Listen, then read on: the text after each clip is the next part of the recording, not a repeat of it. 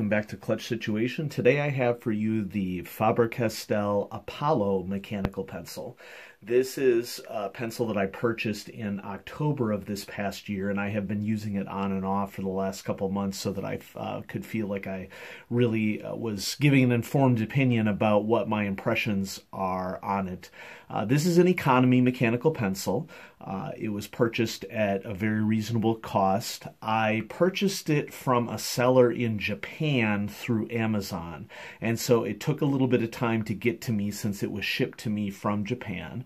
But I've really enjoyed using it, and I'm excited to share it with you today.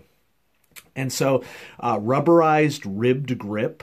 I find that this is a really solid grip. It has this flaring at the end that is reminiscent of the TK Vario line of many of the Faber-Castell pencils that exist out there. It comes in a variety of options, 0.5 or 0.7 millimeter, and all four colors are available in both of these lead sizes. This is the rosé version of it, sort of a light pink color. It also comes in lilac, a light purple, dark blue, and black. And this is a good example of a pencil that we really should be spending some time doing a little bit of a teardown on, because there's quite a bit to investigate here. And so basics of the pencil, in addition to the rubberized grip that I've already talked about, very strong stainless steel pocket clip right here. We have a twist up eraser. And, you know, I've used it a little bit. Compound isn't bad on it. I don't think that Faber-Castell Compound for their proprietary erasers are the best erasers, but I also don't think that they're the worst either. And we have a retractable drafting lead sleeve here. Now, it isn't just retractable, and this is something, as I was prepping for the review, kind of surprised me a little bit. This is not only a retractable lead sleeve, but it also has a lead cushioning feature on it as well. And so, meaning that if you depress the pencil down, the lead will move a little bit, preventing you maybe from getting a little bit of lead breakage because it is cushioned within the mechanism there. And so that is something really interesting to see on a pencil like this. Let's go ahead and do that teardown. So if I unscrew where the cone at the end is here, we have some very fine plastic threads. Now, plastic threads are usually not what you want to see in a mechanical pencil, but once again, this is an economy mechanical pencil. We do have a brass clutch, so that's something to consider as a positive. Now, I don't think that Faber-Castell makes the best clutches in the world either. We're going to see here in a little bit that we do not get a lot of we don't have a lot of control over lead advancement, and so let's do a lead advancement test here real quick. One, that should be the one because I had to extend the pipe. So that's 1, 2, 3, 4, 5, 6, 7, 8, 9, 10. And so we're looking at over a centimeter of lead that is being put out on 10 clicks. It's not like many economy pencils, even with a brass clutch, are known for their overall lead control. And so, you know, you're just going to end up clicking this fewer times in order to get the precise amount of lead that you would like out of the pencil, but it's going to be more being propelled with each knock. Now, if we take the eraser dock out here, all plastic internals, take a look down the barrel, pretty decent sized lead chamber. Now, whether or not that lead chamber is needed or not is the question, because if you look deep down to that barrel, you can see that it narrows as it goes down. And so all of this space up here is essentially just body space. It's not functional other than holding the eraser dock. And so, yeah, there's a bit of an overview of the pencil itself. Let's get on to the review. Writing experience, I've really enjoyed writing with this.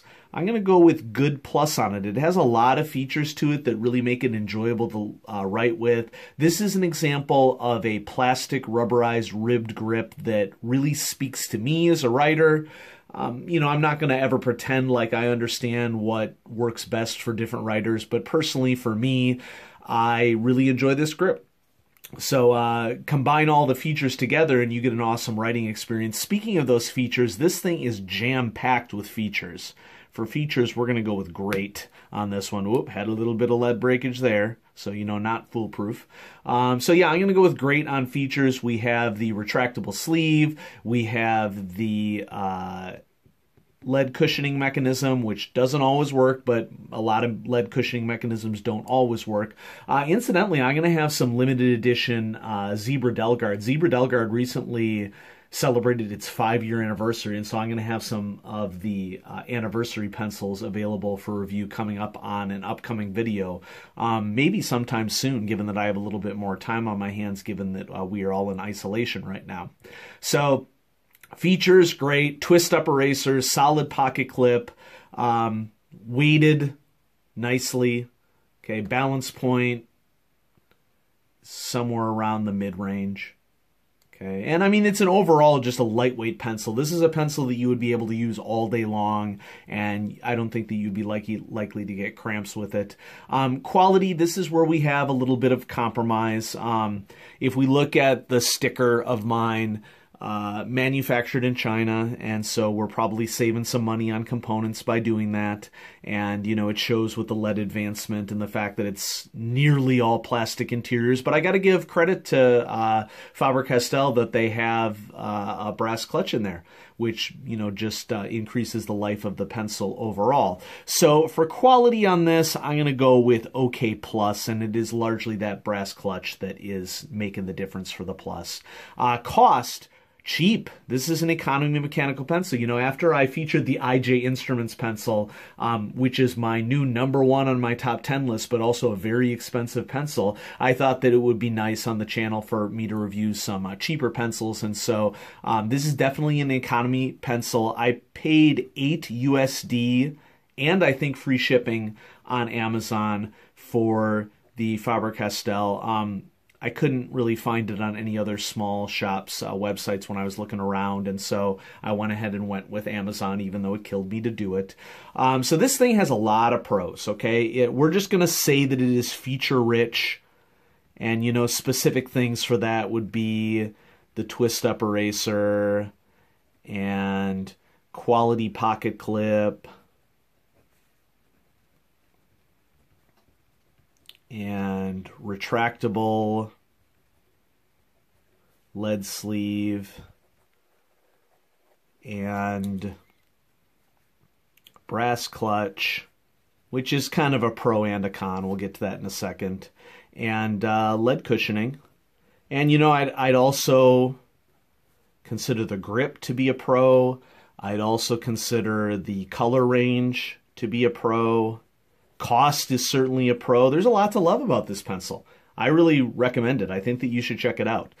Cons, lead advancement is a bit squishy.